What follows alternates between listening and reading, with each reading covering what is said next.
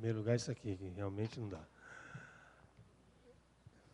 Amados, a gente vai ensaiar depois de futebol. A gente vai ensaiar depois de futebol, amém, irmãos? Hã? Não, mas quem é que ensaia no futebol fica complicado, né? Eu já não jogo, tirar o povo de lá. Mas vai ser bênção, com certeza vai ser bênção. Eu pedi ao Ministério de Louvor que permanecesse por um pouquinho mais. Eu queria voltar à sala do trono e cantar o refrão daquele cântico que eles cantaram lá atrás, que diz: ó Santo Deus, fico maravilhado. Eu queria que você cantasse junto ao Senhor.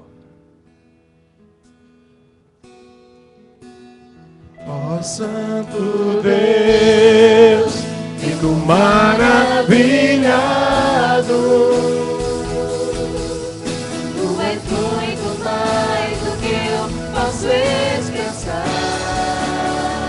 Ó Santo Deus, eu faço de alabar, Senhor, sobre o Deus que sabe me maravilhar. ó Santo Deus, ó Santo Deus, fico maravilhado.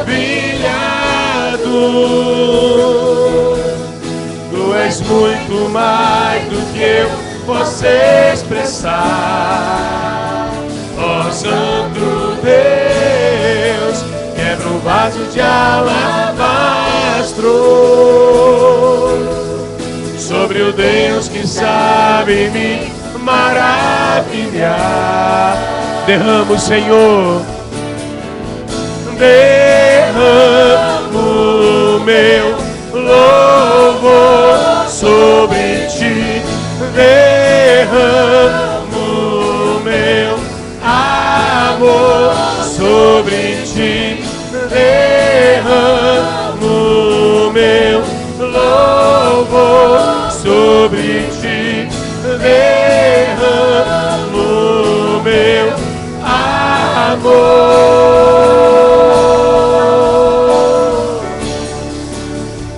Ó Santo Deus, fico maravilhado. Glória a Deus. Tu és muito mais Do que eu posso expressar. Ó Santo Deus, quebra o vaso de alabastro sobre o Deus que sabe me maravilhar. Glória a Deus. Aleluia. Obrigado, amados. Abra a sua Bíblia, amado, no livro de Joel, profeta Joel.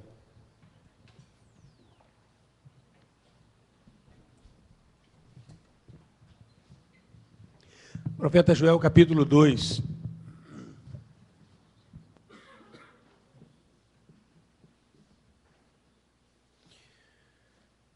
Nós vamos ler esse texto, mas vamos lê-lo em partes. Vamos ler alguns versículos, parar um pouco para meditar neles e vamos seguir adiante.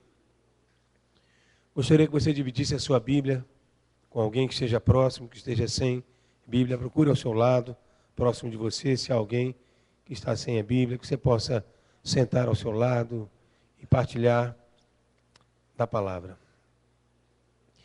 Tocai a trombeta em Sião e dai voz de rebate no meu santo monte. Perturbem-se todos os moradores da terra, porque o dia do Senhor vem, já está próximo. Dia de escuridade e densas trevas, dia de nuvens e negridão. Como a alva por sobre os montes, assim se difunde um povo grande e poderoso, qual desde o tempo antigo nunca houve, nem depois dele haverá pelos anos adiante, de geração em geração. À frente dele vai fogo devorador, atrás chama que abrasa. Diante dele a terra é como o jardim do Éden, mas atrás dele um deserto assolado, nada lhe escapa. A sua aparência é como a de cavalos, e como cavaleiros assim correm. estrondeando como carros, vêm saltando por cima dos montes, crepitando como chamas de fogo que devoram restolho, como um povo poderoso posto em ordem de combate. Diante deles, tremem os povos, todos os rostos empalidecem. Correm como valentes, como homens de guerra, sobem muros, e cada um vai no seu caminho e não se desvia da sua fileira. Não empurram uns aos outros, cada um segue o seu rumo. Arremetem contra lanças e não se detêm no seu caminho. Assaltam a cidade, correm pelos muros, sobem as casas, pelas janelas entram como ladrão. Diante deles treme a terra, e os céus se abalam, o sol e a lua se escurecem, e as estrelas retiram o seu esplendor. O Senhor levanta a voz diante do seu exército, porque muitíssimo grande é o seu arraial, porque é poderoso quem executa as suas ordens. Sim, grande é o dia do Senhor e muito terrível. Quem o poderá suportar? Fala, Senhor, ao nosso coração. Precisamos ouvir tua voz. Como sempre eu peço, Deus, fala e que a carne se cale, mas o Espírito possa falar neste lugar. Oramos e clamamos em nome de Jesus. Amém. O que passa por sua mente quando você ouve essa expressão, o dia do Senhor? Na Bíblia há muitas citações dessa expressão, o dia do Senhor. E em todas elas, o dia está com letra maiúscula, porque é um dia especial. Não é qualquer dia, como na nossa agenda nós temos tantos. Mas é o dia do Senhor. E o que passa na sua mente? O que você pensa acerca deste dia do Senhor?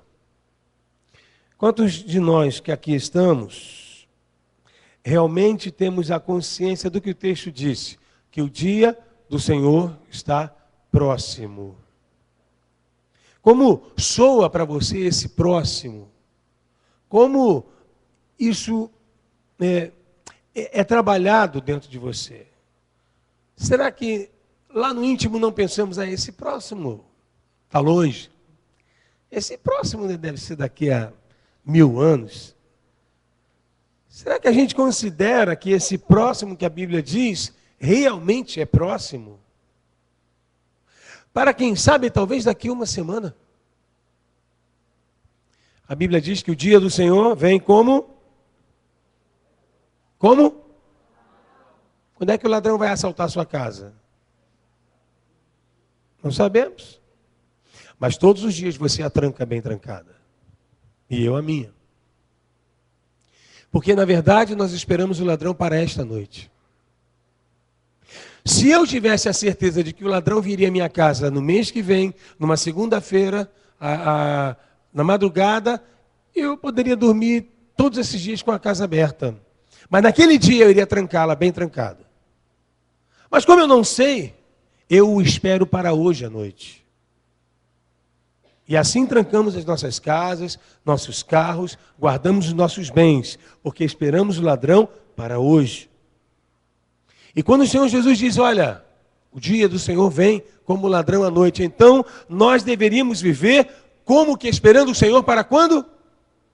Para hoje. A narrativa do início de Joel 2 é simplesmente terrível. Não é um texto que alegre o nosso coração.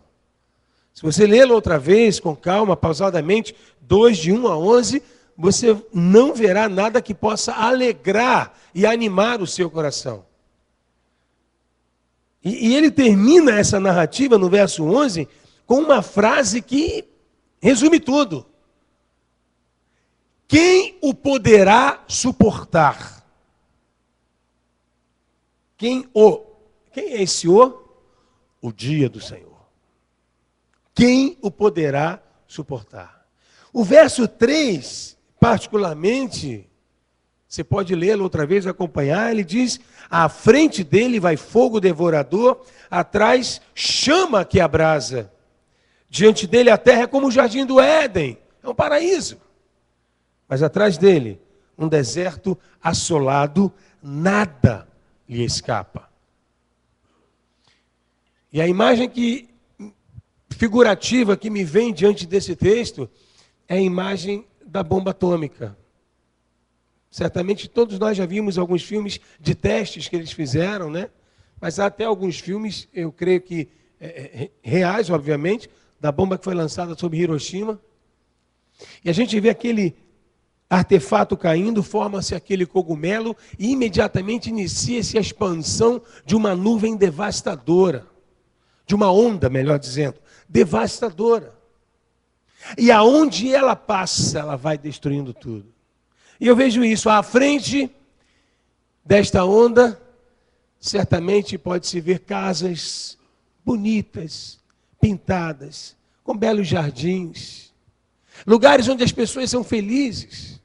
Pode-se ver cidades bonitas, limpas, iluminadas. Pode-se ver praças onde crianças brincam. Pode-se ver uma série de lugares lindos, lagos bonitos, bem tratados, com barquinhos passeando. Mas depois que a onda passa, um deserto assolado. Destruição, assolação. A terra será varrida pelo exército do Senhor. Versículo 11, o Senhor levanta a sua voz diante do seu exército, porque muitíssimo grande é o seu arraial, porque é poderoso quem executa as suas ordens. Sim, grande é o dia do Senhor e muito terrível. Quem o poderá suportar? Se encerrássemos aqui esta leitura e esta mensagem, sairíamos todos daqui precisando de um psiquiatra, um psicólogo, de tão deprimidos que sairíamos. Porque realmente esse texto nos traz peso, nos traz angústia. Mas o texto continua e eu quero convidar você a continuarmos lendo. Porém, mais pausadamente, vamos ler apenas o verso 12. E no verso 12 nós lemos assim: ainda assim, agora mesmo, diz o Senhor, convertei-vos a mim de todo o vosso coração, e isso com jejuns, com choro e com pranto. Há um convite de Deus para nós, para você e para mim. E não é, amados, para tomarmos posse da nossa bênção. Não é para que nós determinemos que isso ou aquilo venha a acontecer. Mas o convite de Deus para cada um de nós, se atendido por você e por mim, fará com que nós lancemos o nosso rosto no chão, no pó, como dizem alguns amados. E não apenas isso, nos fará jejuar, chorar e prantear pela salvação e misericórdia de Deus. Para quando é isso? O texto disse, ainda assim, agora mesmo. Deus tem falado conosco agora. Deus tem falado com a sua igreja já. Mas, amados, parece que estamos com os nossos ouvidos agravados. E quando eu falo nós, não estou me referindo a esta igreja particularmente. Parece que a igreja do Senhor hoje está com os ouvidos vedados, está com algo atrapalhando a sua audição. Ouvimos, mas não prestamos a menor atenção. Quantos de nós temos chorado na presença do Senhor pelos pecados cometidos? A quantos de nós os nossos pecados pesam? Será que quando eu chego em casa, depois de um dia de trabalho, e eu lembro dos pecados que eu cometi? Claro que lembro. Você sabe, naquilo que você falhou com o Senhor. Se você conhece este livro, se você conhece a palavra de Deus, você sabe no teu dia os momentos em que você falhou com Deus. A gente sabe os momentos em que nós negamos ao Senhor. E quando eu chego em casa no final do dia, será que eu paro para pensar diante do Pai e dizer, Senhor, Estou eu aqui de novo. Eu preciso falar. Eu preciso dizer, Senhor, que mais uma vez eu menti. Ah, Senhor, eu preciso dizer que mais uma vez eu fiz uma nota fria. Senhor, eu preciso dizer que mais uma vez eu enganei meu chefe. Senhor, eu preciso dizer que mais uma vez eu cedi à tentação e eu cobicei aquela mulher que trabalha comigo, a mulher do próximo, e aí vai. Isso me incomoda? Isso me faz chegar em casa e correndo para o meu quarto, fechar a minha porta, falar com meu pai que me vem em secreto e dizer, Senhor, tem misericórdia da minha vida. E me lava no sangue do Cordeiro. Se confessarmos os nossos pecados, Ele é fiel e justo para nos perdoar os pecados e nos purificar de toda injustiça. O convite é esse. Há um povo que se chama pelo nome do Senhor, mas não adora mais o Altíssimo, porque se afastou do seu trono. E agora, quando pensa em ir à presença do Pai, só o vai e só o faz para lhe pedir bênçãos, para lhe pedir coisas. Como eu e os pastores que aqui estão e fazem parte desta igreja, poderíamos nos calar diante destas coisas? Como não poderíamos profetizar sobre o povo que está debaixo dos nossos cuidados? E profetizar no sentido correto da palavra, porque profeta é aquele que fala da parte de Deus. Profeta não é vidente, amados. Profeta não é aquele que fala do futuro, como muitos infelizmente têm entendido assim. Profeta é aquele que tem autoridade espiritual para dizer, assim diz o Senhor. Ainda assim, agora mesmo diz o Senhor, convertei-vos a mim de todo o vosso coração. De todo o vosso coração. Hoje podemos observar um grande número de pessoas que têm ido às igrejas como, desculpe a comparação, como quem vai a um clube. O que uma pessoa que vai a um clube, o que a motiva ir a um clube? Obviamente, as benesses que o clube lhe oferece, o desejo de rever os amigos do clube e ter um momento de lazer. Mas no caso da igreja, muitos que têm ido o fazem não porque são atraídos pela glória de Deus. Parece que a glória de Deus não exerce mais a curiosidade que provocou no coração de Moisés, ao ver a sarça ardendo. Moisés viu aquele ramo, aquele arbusto pegando fogo, mas o fogo não acabava, o arbusto não se consumia. Ele, o que é aquilo? Que coisa maravilhosa, eu quero lá ver. E o Senhor diz a Moisés, Moisés, tira as sandálias dos pés, porque a terra que você pisa é santa. Amados, não fazendo obviamente nenhuma alusão à idolatria, não no sentido total da palavra, mas este lugar é santo. No momento em que eu sei que o Senhor está entronizado no meio da adoração do seu povo. Você adorou o Senhor? Nós adoramos o Senhor. O Senhor está entronizado neste lugar. Consequentemente, esse lugar é santo. E eu entendo que quando o Senhor fala com Moisés, tire as sandálias, Moisés. Deus está falando a mesma coisa para nós, mas não é para os irmãos tirarem os sapatos. Houve aí um programa que falava a expressão, as sandálias da humildade, né? Mas é por aí. É mais ou menos isso. Você tem que se descalçar, você tem que se despir. Você e eu precisamos, diante do Pai, pisar naquilo que nós somos, pó. E esse convite de Deus, amados, para nós, é um resgate. Eu vejo o Senhor falando, filhos, voltem. Voltem ao primeiro amor.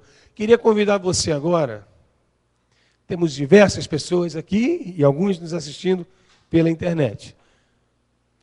Eu não conheço a história de vocês, a história de conversão. Alguns já têm aqui uma longa data de vida cristã, outros são bebês espirituais, mas volte, se você consegue, na sua memória, volte atrás. Lembre do dia em que você conheceu o Senhor Jesus. No dia em que você viu a sarça ardente na tua vida. No dia em que a tua história foi transformada. E como o teu coração estava naquela época. Como o teu coração vibrava naquela época. Qual era o desejo que você experimentava? Será que para vir à igreja você tinha um desânimo? Se alguém dissesse a você, vamos à igreja, você dizia, não quero não. Hoje está chuviscando. O Flamengo joga hoje, eu não vou não, eu vou semana que vem. Eu tenho certeza que alguns que experimentaram o amor de Deus, perdoador, a glória de Deus incomparável, tinham em seu coração um desejo tão grande de estar na presença do Pai, que quando um culto como este acabava, o sentimento era, acabou, que pena, agora eu vou ter que esperar até domingo que vem. Eu experimentei isso durante muitos anos da minha vida. Quem experimentou algo semelhante? Levante sua mão bem alta. Glória a Deus. Eu entendo que essa palavra, amados, é um resgate. É como Deus dizendo a você e a mim, olha, eu quero que você reviva aquele primeiro amor, eu quero que você reviva aquela paixão que você tinha por estar em minha presença. Eu quero que o mundo perca a força que hoje ele tem na tua história. Eu quero que os cuidados da vida hoje não te dominem tanto como hoje tem dominado. Mas há mais que o Senhor quer nos dar e nos dizer. A verdade é que alguns que hoje frequentam as igrejas mantêm a mesma prática do velho homem.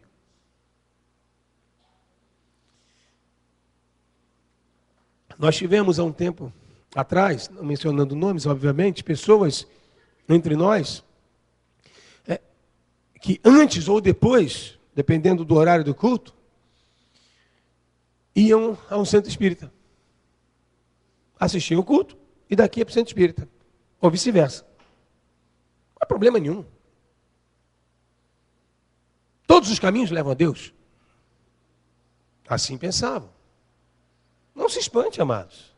Há pessoas que frequentam a casa de Deus e se o seu filhinho tiver um probleminha de saúde, vai seguir a simpatia que a tia Mariquinha indicou. Há pessoas que não vê nenhum problema em fazer uma consultazinha rapidamente no jornal, ali naquela parte de horóscopo. Não tem problema, é só... Eu não creio nisso. Vamos ver se coincide. Há pessoas que estão caminhando segundo a vontade do mundo.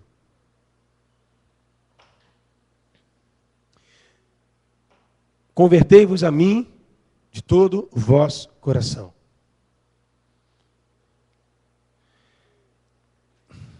Não buscam transformação, não se arrependem dos pecados e nem buscam a santidade para as suas vidas. Na verdade, como eu disse antes, os seus pecados não lhes incomodam. Se acostumaram. Se conformaram. Deus perdoa. Deus entende. Deus sabe como eu sou. Deus conhece a natureza humana. Você tem uma noção da santidade de Deus? Qual o nível de consciência que eu tenho da santidade de Deus?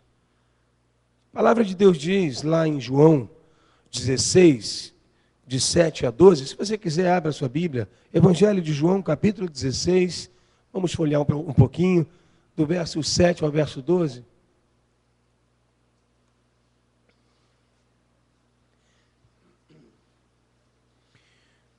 João 16, de 7 a 12, diz assim a palavra de Deus: Todavia digo-vos a verdade, que vos convém que eu vá, porque se eu não for, Consolador não virá a vós. Mas quando eu for, vou-lo enviarei, e quando ele vier, convencerá o mundo do pecado, da justiça e do juízo. Do pecado, porque não creem em mim. Da justiça, porque vou para meu Pai e não me vereis mais. E do juízo, porque já o príncipe deste mundo está julgado. Ainda tenho muito que vos dizer, mas vós não o podeis suportar agora.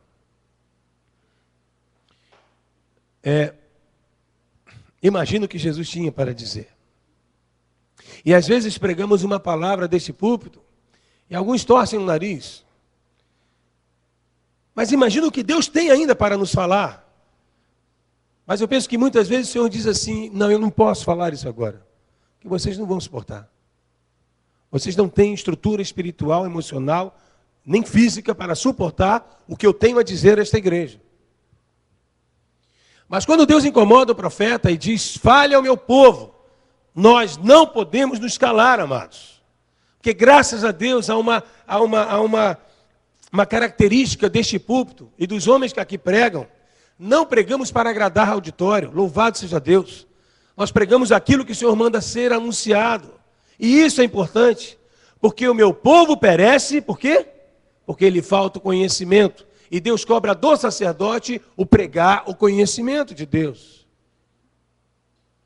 Dizer que você é vencedor, dizer que você é cabeça, não é cauda, dizer que você vai conquistar todas as coisas, é tudo o que muitos querem ouvir. E as igrejas lotam. Talvez a nossa não seja lotada por isso, mas porque aqui se prega a palavra de Deus. E eu tenho orgulho de fazer parte desse ministério. Do pecado porque não creem em mim. Você pode imaginar a quantidade de pessoas que vão a igrejas, as igrejas sistematicamente, então estão lá todos os cultos, todas as reuniões, estão presentes, cantam, dão um dízimo, participam, dão aula na escola dominical, trabalham no ministério infantil, na ação social, na recepção, participam, estão ali ativas, mas não creem em Deus. Ativistas seria a palavra que poderíamos talvez qualificar, ou religiosos. Religioso é aquele que acredita que se cumprir determinadas formas, determinados ritos, está cumprindo o seu papel, está fazendo a sua parte, consequentemente Deus tem que fazer a parte dele.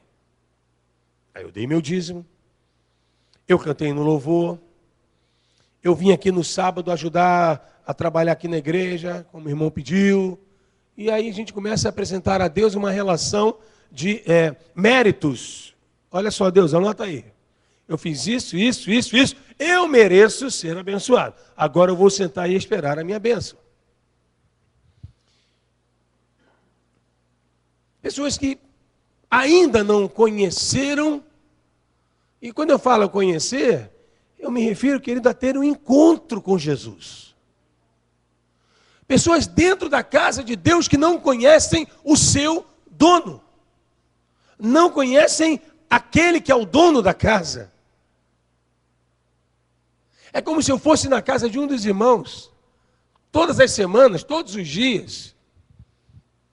E eu entro, eu me sento, eu vou, eu abro a geladeira, pego o que eu quero, como o que eu quero, e eu faço o que eu quero, e eu boto o pé na mesa, e eu não sei quem é o dono da casa. Não tenho intimidade com ele.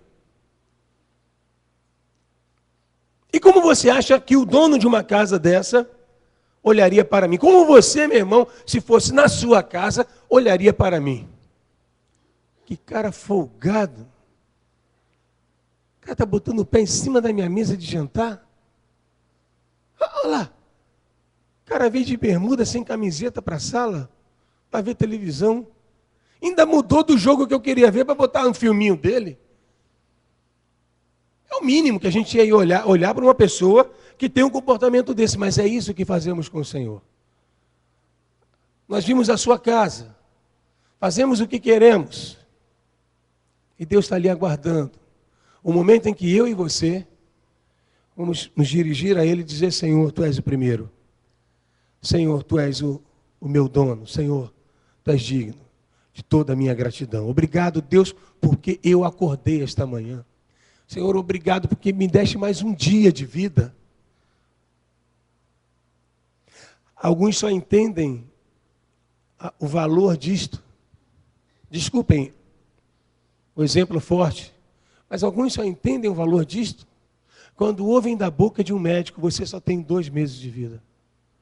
Cada dia que essa pessoa vive, ela agradece a Deus intensamente, porque ela só tem 2 meses de vida. E nós pressupomos que temos muitos anos de vida.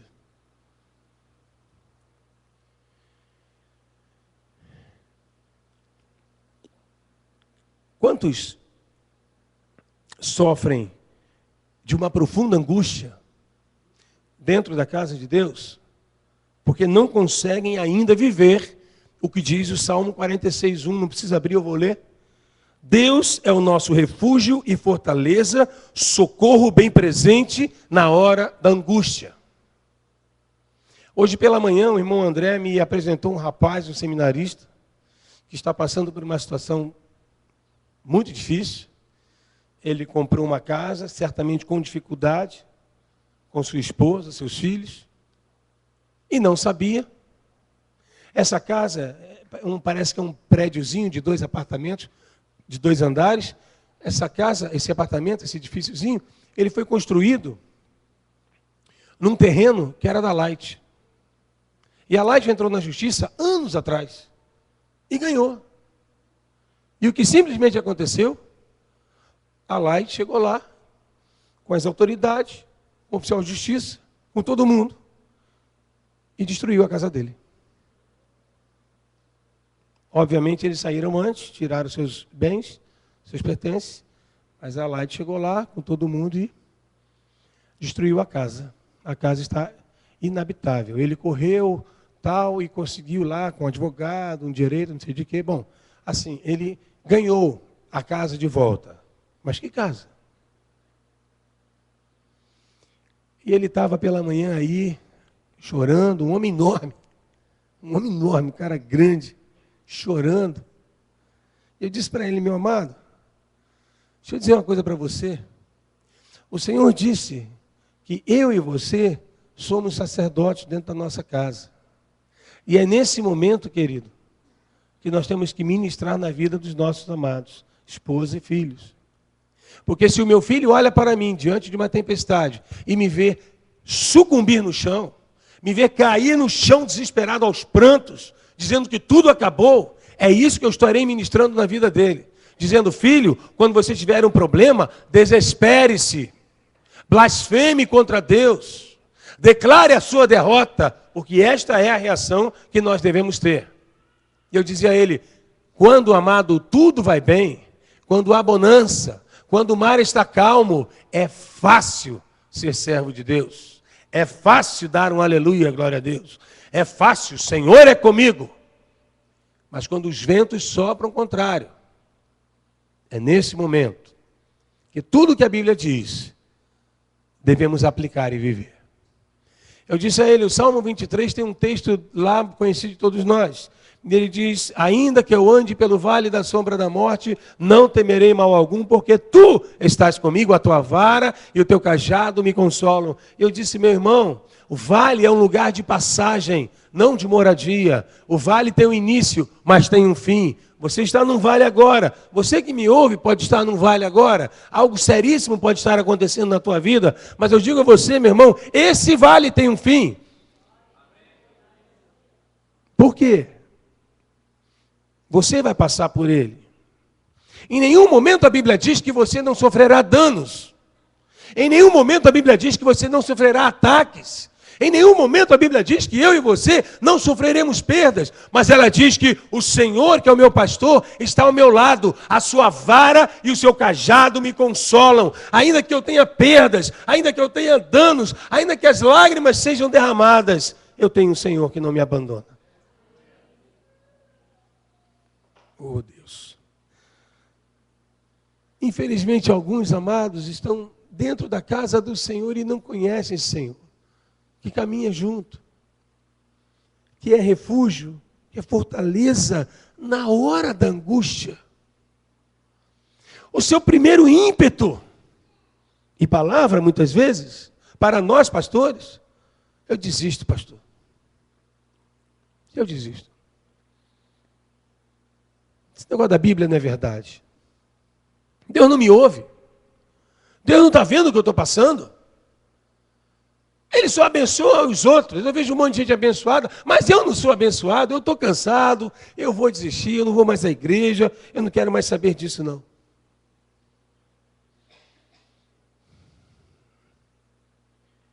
Alguns anos atrás eu ouvi de uma crente: a pior coisa que existe é ter de esperar em Deus. Alguns não falam, mas sentem a mesma coisa. Não vamos ser hipócritas. Alguns de nós não declaram, como ela declarou abertamente isso, mas sentem a mesma coisa. Quando Deus diz, espere. É difícil, não é fácil não, é difícil. É muito difícil. Porque a nossa necessidade sempre foi para ontem. A nossa necessidade sempre é para agora. Deus sempre já está atrasado, segundo a nossa avaliação. Nós queremos o problema resolvido, mas imediatamente. Aí vem Deus e fala: filho, espera aí, um pouquinho só. Eu me lembro do irmão Sérgio Eduardo, vulgo Sérgio Bangu, que tiveram agora uma nenenzinha. É menina, né? É menina. E que ele foi membro dessa igreja há alguns anos atrás. E o Sérgio, um rapaz muito afoito, desejoso de encontrar sua cara metade, né? Ansioso, tal. Namoro uma, namoro outra. E veio falar comigo: pastor, pastor, ora aí por mim, pastor, porque, poxa, preciso de uma varoa. Sabe como é que é, pastor? Eu falei: meu irmão, eu disse para ele: meu irmão, calma. Calma, porque a sua bênção Deus já tem, meu irmão. Mas você tem que se aquietar e esperar em Deus. Porque ela pode vir agora, mês que vem. Ela pode vir daqui a 6 meses, ela pode vir daqui a 5 anos, não sei. Deus tem um tempo. O problema é que Deus ouviu a última palavra que eu dei, 5 anos. Foi exatamente o tempo que levou para chegar a varoa dele. Ele, de vez em quando, dá esse testemunho e fala: pô, pastor Beto profetizou que eu ia receber minha varoa em 5 anos. Levou 5 anos. Misericórdia. Eu não profetizei. Eu apenas dei um exemplo. Mas aprove a Deus trabalhar nesse tempo com Ele. E a gente, amados, precisamos entender que esse tempo que Deus nos pede, seja para o que for na sua vida, é o tempo que Deus vai usar para trabalhar com você. Nós só pensamos na solução. Melhor, solução não. Nós só pensamos naquilo que nós queremos, que nós rotulamos como solução. Mas diz a palavra de Deus que a vontade de Deus ela é boa, perfeita e agradável.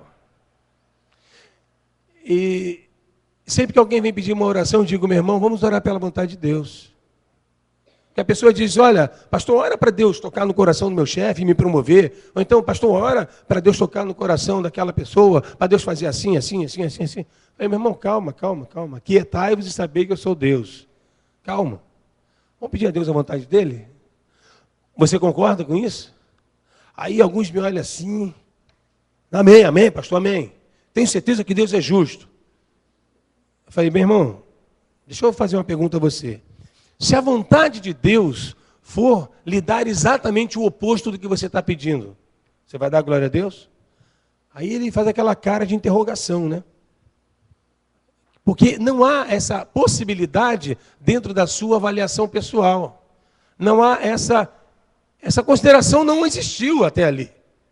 A única consideração, a única expectativa, a única possibilidade era Deus fazer aquilo que eu queria e que eu entendia ser a solução. Agora o pastor diz que Deus não vai fazer isso? Como assim? E é isso que Deus quer nos ensinar. Deus quer trazer você de volta, amado, amada, ao seu colo.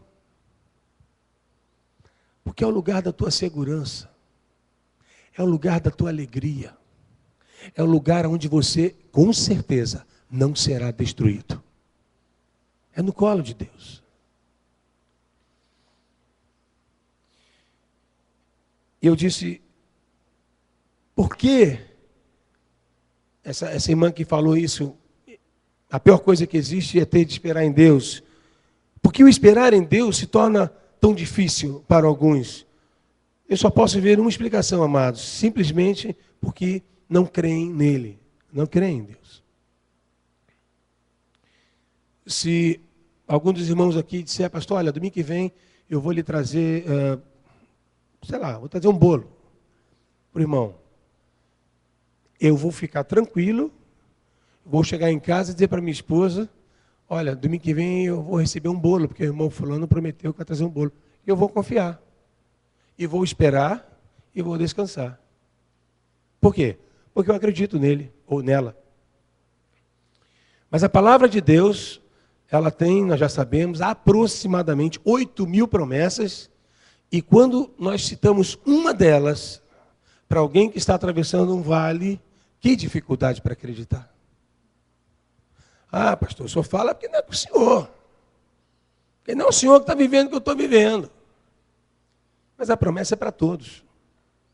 Indistintamente de posição social, monetária, o que seja. A promessa é para os que creem. A promessa é para eles. E isto é tudo que o Senhor espera de nós. Nós, seu povo, que confiemos e descansemos nele. E que creiamos nele. O texto de João 16, nós lemos agora há pouco, ele diz que o Espírito Santo é quem nos convence de todas as coisas, e isso é verdade. Do pecado, da justiça, do juízo.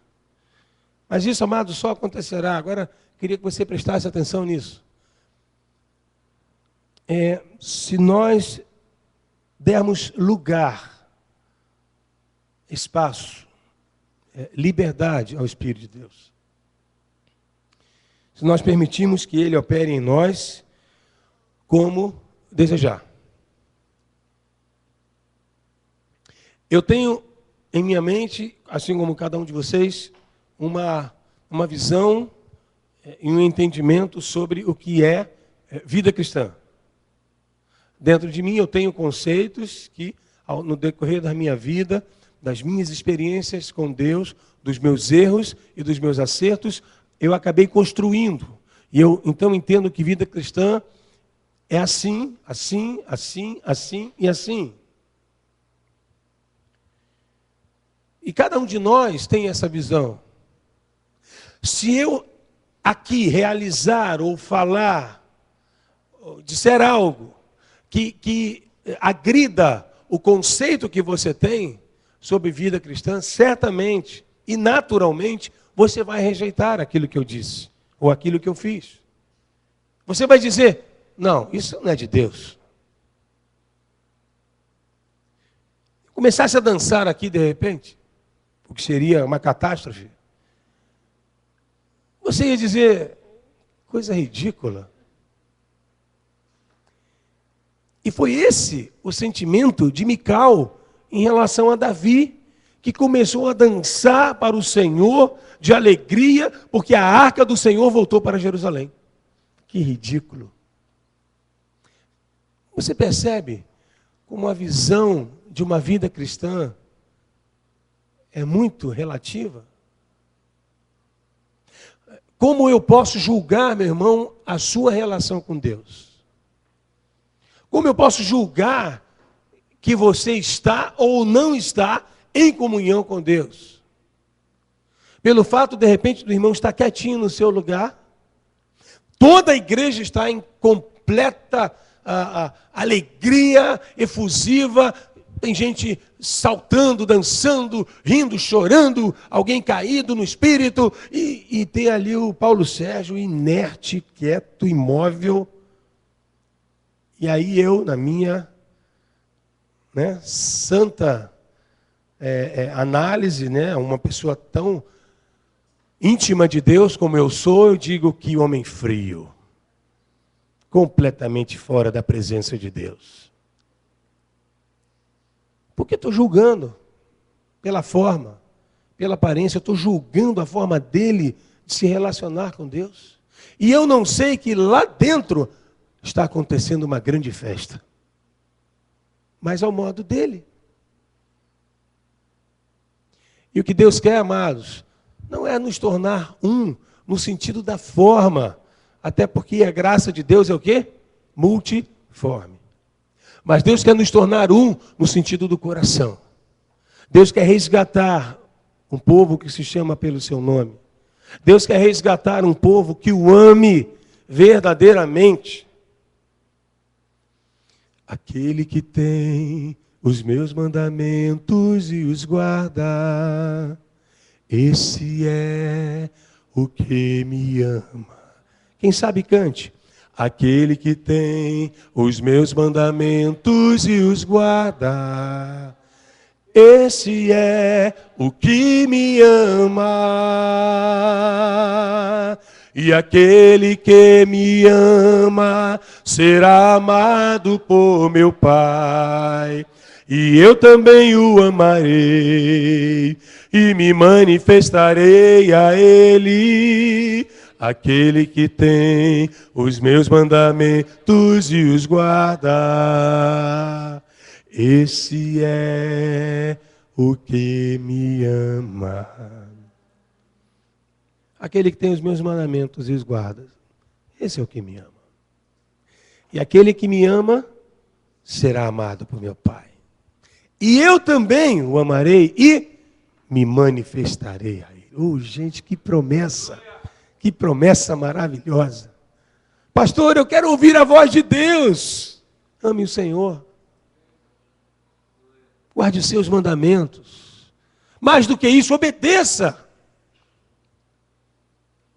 A Bíblia tem um texto, eu não lembro agora a referência, que diz assim: a amizade do mundo constitui inimizade contra Deus. Aquele que quer ser amigo do mundo, torna-se inimigo de Deus. É na carta de Paulo que está escrito isso. E eu não posso ter essa manifestação de Jesus sobre a minha vida, se eu ainda escolho viver algumas coisas que o mundo me oferece. Se eu ainda andar na forma do mundo em determinadas circunstâncias. Há uma forma que Deus quer para a sua igreja, isso eu posso dizer sem medo de errar. Há uma forma que Deus quer para todos nós, ainda que heterogêneos como somos, na nossa forma de ver uma vida cristã, uma vida de comunhão com Deus, e a forma que Deus tem para nós e quer de nós, é que todos nós sejamos adoradores em espírito e em verdade. Adore você silenciosamente no teu cantinho. Adore você saltando de alegria. Adore você aos prantos. Adore você às gargalhadas. Mas adore em espírito e em verdade. Você estará no centro da vontade de Deus. Eu estava falando sobre o Espírito. E estou falando sobre o Espírito. De darmos lugar ao Espírito. Hoje pela manhã nós lemos um texto. 1 Coríntios 2. E eu quero ler 2 versículos apenas na carta de Paulo a 1 Coríntios. Abra nesse capítulo, 1 Coríntios, capítulo 2.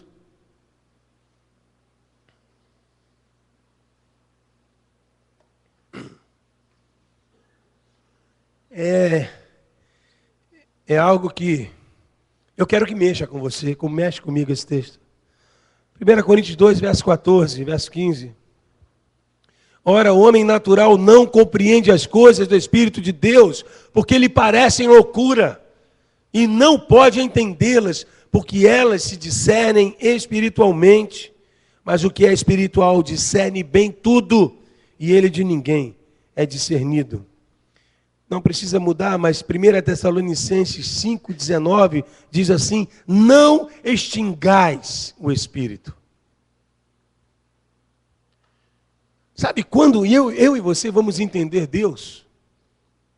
Quando? Nunca. Nunca. Eu querer entender Deus é querer colocar os oceanos da terra nesse copo. E muito mal comparando, porque a dimensão é gigantescamente maior. Mas a Bíblia diz que o homem espiritual, ele discerne isso. Como, pastor? O senhor falou, acabou de dizer que não dá para entender. Mas a Bíblia não fala de entender, porque ele diz que o homem espiritual não compreende as coisas do Espírito de Deus, porque lhe parecem loucura e não pode entendê-las. Mas a Bíblia nos incita, nos ensina e nos convoca e nos anima a vivermos no Espírito de Deus. Gálatas 5,16 diz assim: digo, porém, andai em Espírito. E sabe como o Espírito ensina as coisas? Sabe como o Espírito de Deus fala-nos acerca das coisas de Deus? Ele fala dentro. Ele coloca isso dentro de você, de tal forma que você não tem a menor dúvida de que é Deus falando. Quem já experimentou isso? Você teve dúvida de que era Deus? Eu também não. Mas eu não ouvi voz nenhuma. Eu não vi um anjo de 3 metros. Eu não tive uma experiência sobrenatural. Mas olha, em alguns momentos da minha vida, algo entrou aqui de tal maneira que não havia a menor dúvida, Deus está falando. O Espírito de Deus está ministrando ao meu espírito. E é isso que o homem espiritual pode viver. É isso que Deus quer que você e eu vivamos. Infelizmente, quando hoje se fala em buscar o Espírito Santo, muitos agregam isso a se ter uma experiência emocional, algo tangível nos sentidos do ser humano. Mas, amado, não há essa relação. Porque, na verdade, o que Deus vai fazer contigo, o que Deus vai fazer comigo, é Ele quem vai decidir. É Ele quem vai ministrar isso. Estamos com isso, quando buscamos o Espírito Santo, estamos, na verdade, buscando a santidade de Deus. E com isso eu estou dizendo que eu quero menos do mundo e mais de Deus. Com isso eu estou dizendo que eu não quero mais tomar a forma do mundo. Com isso eu estou dizendo não para os desejos da carne e sim para os desejos do Espírito. Eu quero ler agora completo o texto de Gálatas que eu citei, que diz assim: digo, porém, andai em Espírito e jamais satisfareis a concupiscência da carne, o desejo da carne. Quando eu dou lugar ao Espírito Santo, Ele me revela quem eu sou na verdade. Quem aqui gosta de ser criticado? Quem aqui gosta de ter os seus defeitos expostos? Quem aqui gosta de ter as suas fraquezas manifestas? Nenhum de nós gosta disso. Nenhum de nós gosta de dizer assim: você deu uma mancada ali naquele dia. Você falou isso, assim, você não devia ter falado. Isso incomoda, eu não. Imediatamente eu vou me justificar. Não, eu não falei, você entendeu errado. Eu não quis dizer isso. É nosso, é da nossa natureza. Mas olha, se você não gosta disso, então eu preciso lhe dizer uma coisa: não busque o Espírito Santo. Não busque. Porque a primeira consequência de quem tem um contato real com o Espírito Santo de Deus é ter as suas mazelas, seus pecados, a sua podridão, a sua lama, vem tudo à tona. Porque o Espírito Santo, que é santo, não habita com o impuro. O puro não pode habitar com o impuro. Deus não coaduna com o pecado, Deus não faz condescendência com aquilo que está errado. Mas entenda, essa manifestação do Espírito, como diz a palavra, é Ele quem nos convencerá do pecado, da justiça, do juízo. Não vem no sentido acusatório. Deus não vai lhe mostrar o seu pecado para pisar em cima de você ou de mim. Se Deus vai trazer à tona aquilo que está lá escondido, lá dentro do teu coração, embaixo do tapete, Deus vai tirar de lá. E vai mostrar a você e vai dizer: filho, você quer ter comunhão comigo? E eu te pergunto, mas o que eu faço com isto? A decisão é sua, é minha. Não pense que o Senhor vai tirar e jogar fora e amém, glória a Deus, aleluia. Não.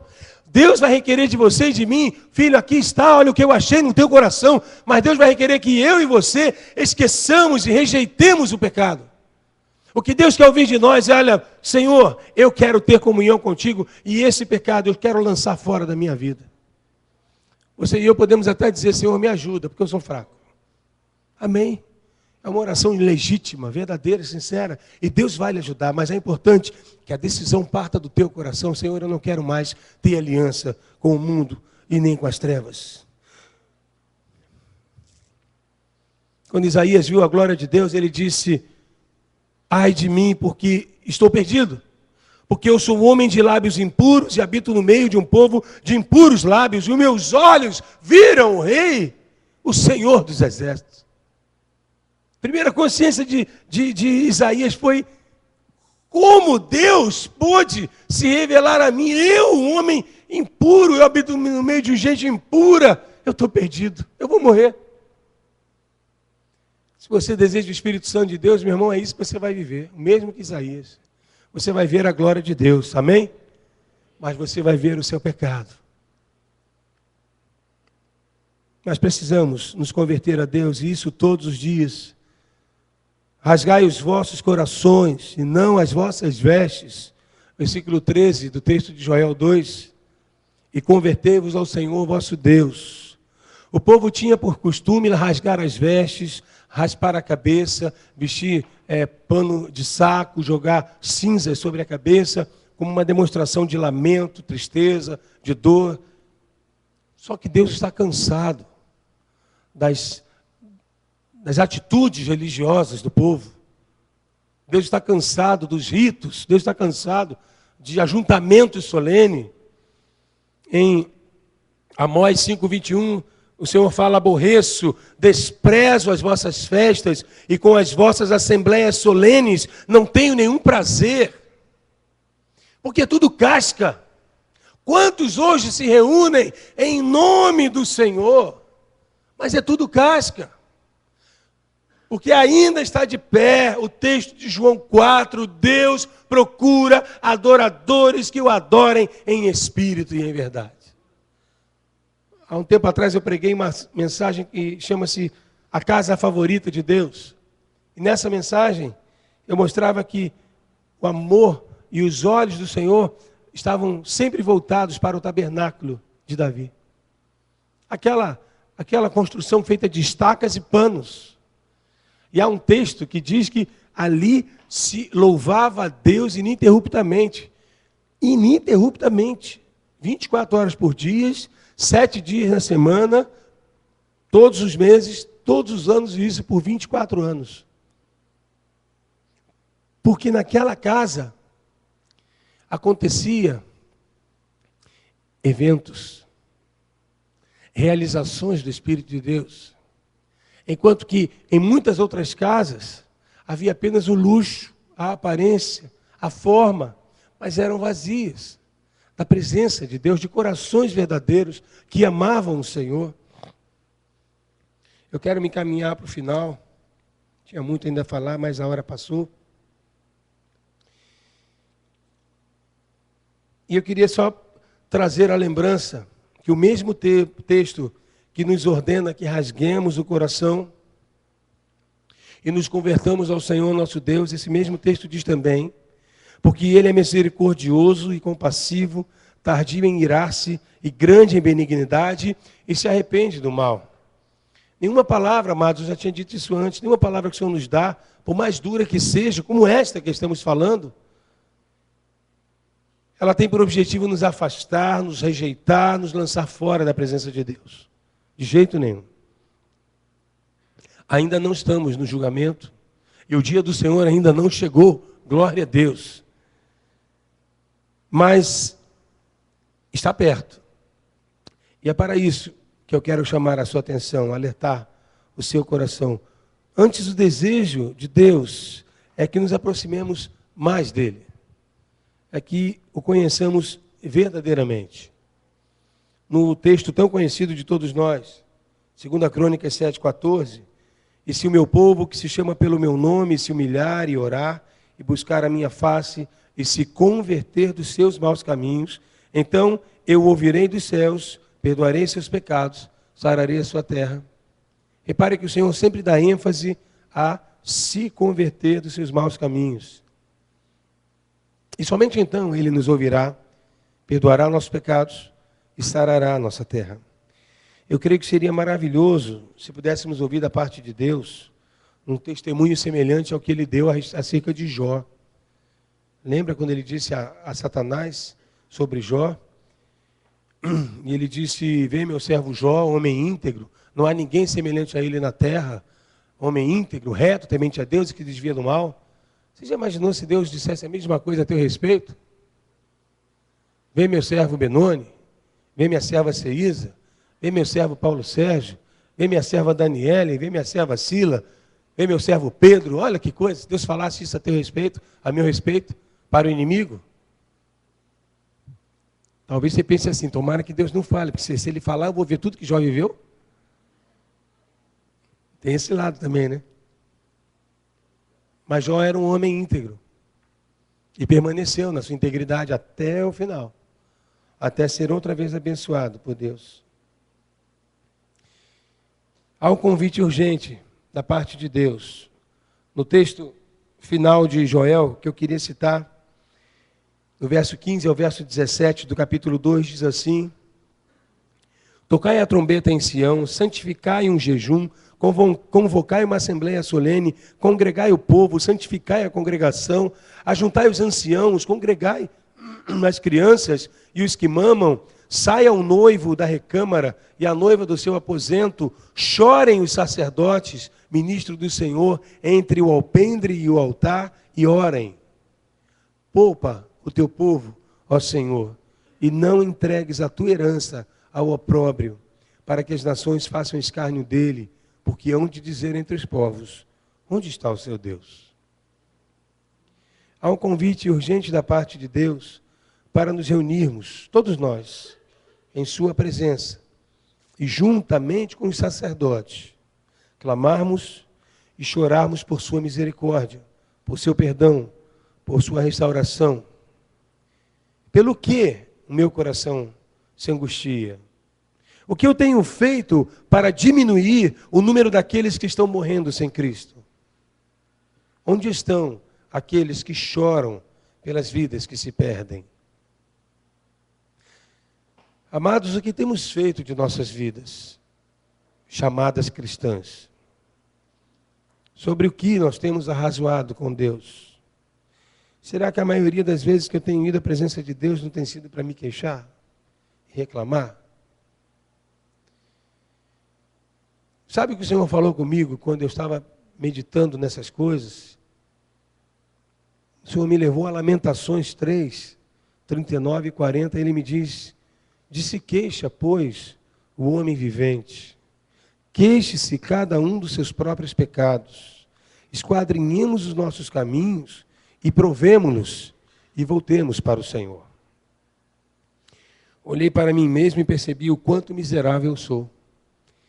O que eu mereço do Senhor? Em termos de mérito, o que eu mereço, senão uma condenação pelos meus pecados?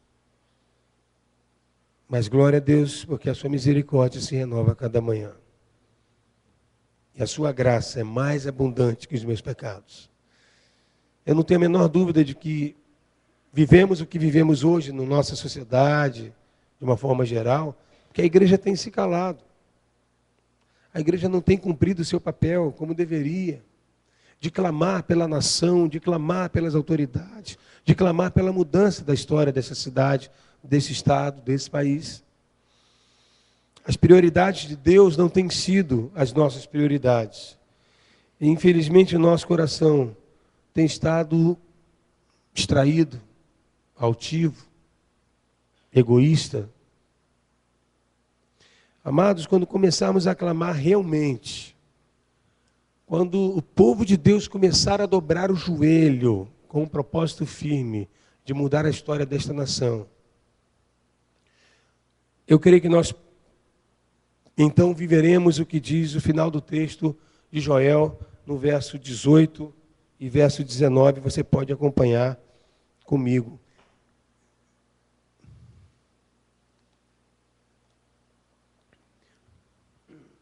Na verdade, eu vou até o verso 21. Então o Senhor se mostrou zeloso da sua terra e compadeceu-se do seu povo. E o Senhor, respondendo, disse ao seu povo: eis que vos envio o trigo e o mosto e o azeite, e deles serei fartos. E vos não entregarei mais ao opróbrio entre os gentios, mas removerei para longe de vós o exército do norte, e lançá-lo-ei em uma terra seca e deserta, a sua frente para o mar oriental, e a sua retaguarda para o mar ocidental. E subirá o seu mau cheiro, e subirá a sua podridão, porque fez grandes coisas. Não temas, ó terra, regozija-te e alegra-te, porque o Senhor fez grandes coisas. Feche teus olhos por um momento, amado.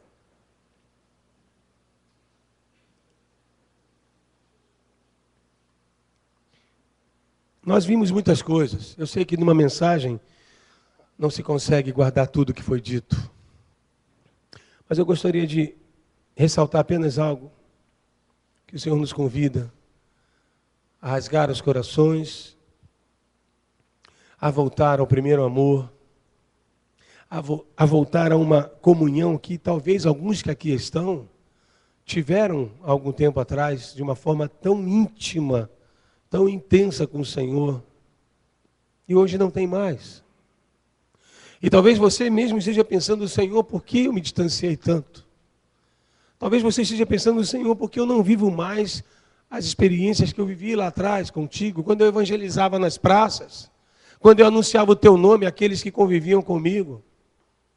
Pois olha, meu amado, minha amada, eu preciso lhe dizer uma coisa: o Senhor em nenhum momento mudou de objetivo e de propósito para contigo. Na verdade, Deus nunca se distancia de nós. Somos sempre nós que nos distanciamos dele, por causa das nossas escolhas, por causa das nossas prioridades e projetos. E eu sinto que o Senhor quer realmente restaurar alianças. Deus quer restaurar a sua igreja. Talvez Ele possa começar hoje aqui, nessa igreja que Ele tem, nesse lugar, pequena. Somos poucos. Mas uma pequena centelha faz um grande fogo na floresta. O que você gostaria que Deus fizesse com você? Mas eu quero fazer uma outra pergunta. O que você acha que Deus gostaria de fazer com você nesta noite? E eu te pergunto, se Deus quiser fazer algo com você, você deixa? Se Deus quiser tocar em você agora, pelo seu espírito, você vai permitir? Ou será que a tua mente, o teu eu, vai resistir ao toque e ao mover do Espírito de Deus na tua vida? Queremos ver algo, amados. Eu quero ver a glória de Deus nesse lugar. Eu quero ver vidas entrando por aquela porta e sendo libertas ao passarem por aquela porta. Se entrarem ali endemoniados, caírem ali e ali serem libertos. Porque a presença de Deus nesse lugar será tremenda.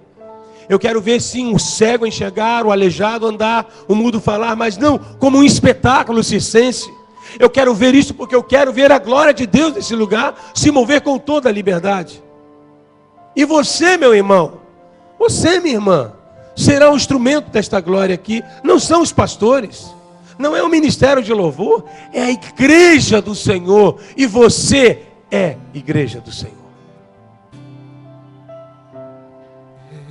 Você quer permitir que o Senhor faça algo na tua vida? Você quer que o Senhor faça algo na tua vida? Eu quero pedir à igreja, por gentileza, fique de pé. E eu quero convidar você, meu amado, você, minha amada, a vir aqui à frente, se esse é o desejo do seu coração.